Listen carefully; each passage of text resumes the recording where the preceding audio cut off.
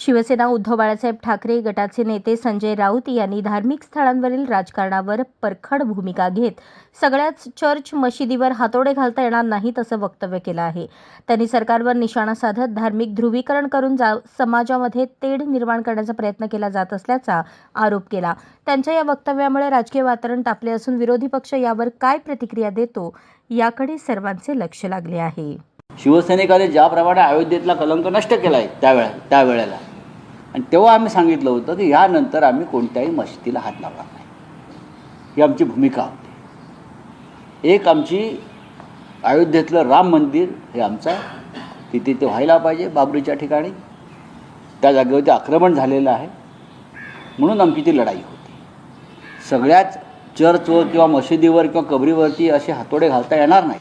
औरंगजेबाच्या संदर्भात ते आमच्या महाराष्ट्राच्या मराठ्यांच्या पराक्रमाचं स्मारक असं जेव्हा आम्ही म्हणतो आणि ते स्मारक उघडायला जर कोणी निघाले असतील तर ते महाराष्ट्राचे शत्रू आहेत।